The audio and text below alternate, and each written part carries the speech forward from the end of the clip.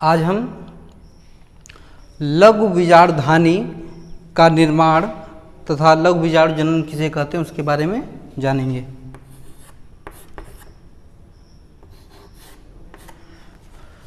तो इसमें आप इसके पहले आप पढ़ चुके हैं कि पराग जो एंथर होता है, एंथर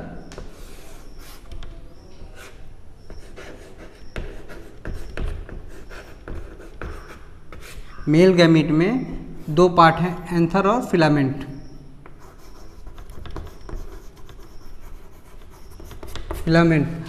और अब फिलामेंट के बारे में आपको बताया गया था कि फिलामेंट सिर्फ एक धागे नुमा संरचना होती है और एंथर में आपको बताया गया था कि इसके बारे में बाद में बताया जाएगा। तो एंथर के किसी पुष्प के एंथर में दो लोब्स होते हैं। कितने लोब्स होते हैं? दो लोब्स होते हैं। और इसी एंथर के अंदर एंथर की संरचना को पॉलिन सैक कहते हैं। क्या कहते हैं? पॉलिन सैक कहते हैं। और इसी पॉलिन सैक के अंदर पॉलिन ग्रेन पाया जाता है। पॉलिन सैक का अगर दूसरा नाम हम अगर बोलते हैं तो माइक्रो स्पोरेंजियम कहते हैं। क्या कहते हैं? लघु बीजाणुधानी कहते हैं। क्या कहते हैं? लघु बीजाणुधानी। तो सबसे पहले आपको ये पॉइंट जानना है कि जो एंथर होते हैं उसमें दो लोब्स पाए जाते हैं। कितने लोब्स पाए जाते हैं? दो लोब्स पाए जाते हैं। यहाँ पर देखेंगे दो लोब्स बना हुआ है, दो लोब्स पाए जाते हैं। अब प्रत्येक लोब्स में दो लघु बीजाणुधानी होता है। मतलब ये आप इसका ट्रांसफर काटेंगे तो ये आपका ये दो लघु बीजाणुधानी आपके उपस्थित हैं। मतलब प्रत्येक लोब्स में अगर दो लघु बीजाणुधानी है, माइक्रोस्पोरेंजियम है, तो एक पूरे एंथर में कितने स्पोरेंजियम होंगे? 4 होंगे। यहां पर दर्शाया गया है। अब इसी को आप अगर माइक्रोस्कोप से देखें तो ये संरचना आपको दिख जाएगी। ठीक, अब ये संरचना दिखने के लिए कैसे क्या बनता है उसको एक बार हम इस माध्यम से देखते हैं। तो जो आपका पॉलिन सैक की संरचना होती है वो उसमें मैरिस्मेटिक सेल पाए जाते हैं, विभज्योतिक सेल कोशिकाएं पाई जाती हैं जो बार बार विभाजित होती रहती हैं। ठीक, और इसके अंदर की जो संरचना होती है उसमें हाइपोडर्मल सेल होता है। हाइपोडर्मल सेल की जो संरचना होती है वो बड़ी होनी शुरू हो जाती है। क्या होती है? बड़ी होनी शुरू हो जाती है। और बड़ी होने के बाद जब वो बड़ी हो जाती है तो उसे आर्चिस्पोरियल सेल कहते हैं। क्या कहते हैं? आर्चिस्पोरियल कहते हैं। तो स्टेप बाय स्टेप ध्यान से सुनेंगे कि आपका ये पूरा एंथर जो होता है वो ज्योतिकी ऊतक का बना होता है। उसके जो बाहरी जो संरचना होती है उसको एपिडर्मिस कहते हैं। उसके अंदर की जो संरचना होती है उसमें उसकी संरचना काफ़ी बड़ी होने लगती है, लगातार वृद्धि होती है और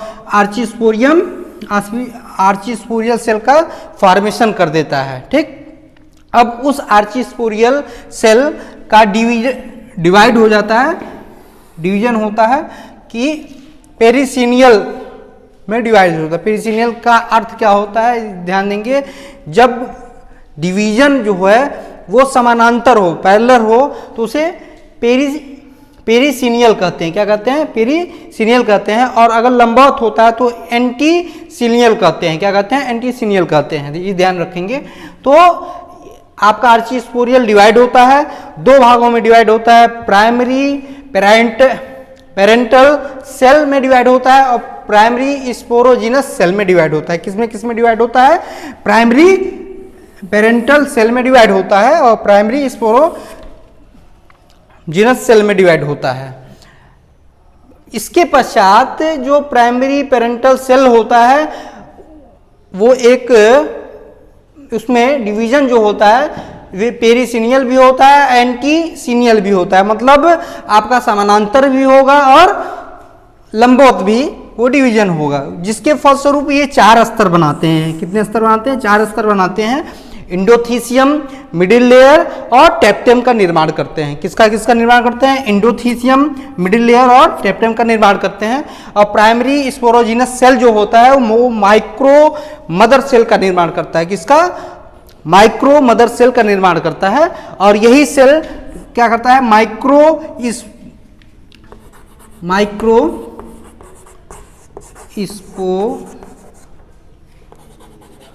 मदर टिश्यू का निर्माण कर देता है। और यही टिश्यू आगे चल के आपका माइक्रोस्पोर्स का निर्माण करता है। किसका?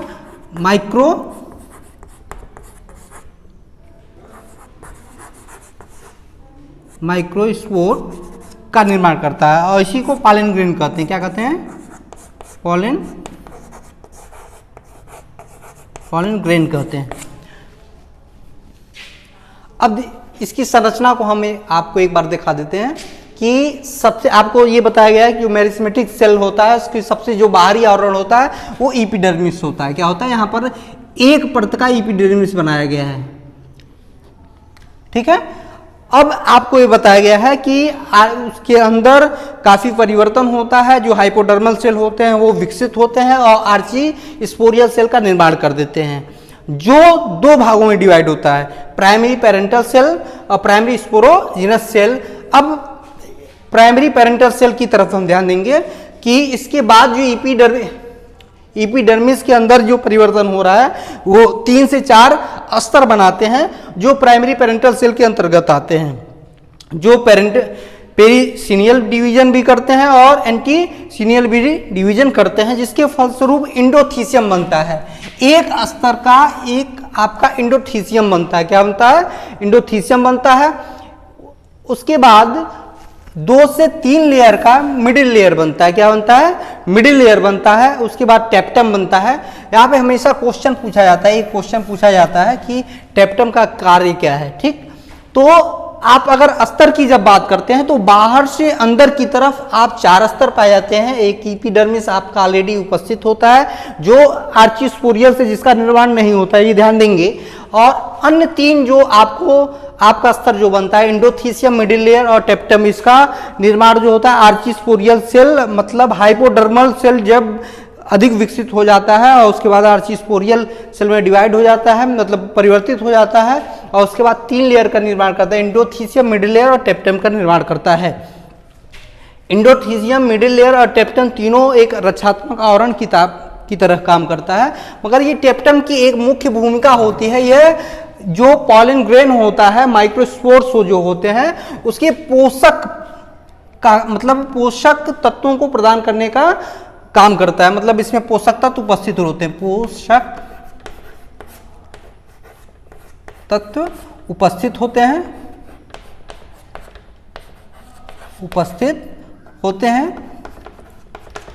हैं। ठीक, और टेप्टम कहिए। और लास्ट में जो आपका माइक्रोस्पोर मदर सेल जो अंदर आपको रेड कलर में, पिंक कलर में दिखाया गया है, वो प्राइमरी स्पोरोजिनस सेल का डिवीजन होता है उसमें और माइक्रोस्पोर मदर सेल का निर्माण करता है। किसका? Microspore mother cell. इसको हम MMC कह सकते हैं। क्या कह सकते हैं? MMC कह सकते हैं। इसका शॉर्ट फॉर्म PPC ये ध्यान में रखेंगे, कभी कभी शॉर्ट फॉर्म भी पूछ दिया जाता है। तो इसमें ध्यान क्या देना है आपका कि आपका एक एंथर था जिसमें 2 लोब्स पाए जाते हैं। कितने लोब्स पाए जाते हैं? 2 लोब्स पाए जाते हैं। और इन दोनों लोब्स में आपका 4 चैम्बर पाए जाते हैं। और एक लोब्स की बात करते हैं, एक अगर लोब्स की बात करते हैं तो 2 चैम्बर्स पाए जाते हैं। उसी चैम्बर्स को लघु बीजाणुधानी कहते हैं। क्या कहते हैं? लघु बीजाणुधानी कहते हैं। और इसी में आपका माइक्रोस्पोर का निर्माण होता है। अब कैसे इसमें डिवीजन होता है ये आपको बता दिया गया है, इसको ध्यान में रखेंगे। अब इसके बाद के का जो टॉपिक बचा हुआ है और एक टॉपिक छूटा हुआ, माइक्रोस्पोरोजेनेसिस किसे कहते हैं? तो ध्यान से सुनेंगे कि माइक्रोस्पोर मदर सेल से माइक्रोस्पोर की बनने की प्रक्रिया को माइक्रोस्पोरोजेनेसिस कहते हैं। क्या कहते हैं? माइक्रोस्पोरोजेनेसिस कहते हैं। इस बात को ध्यान रखेंगे। कि परागकण की, परागकोश में परागकण की बनने की प्रक्रिया को माइक्रोस्पोरोजेंसिस कहते हैं।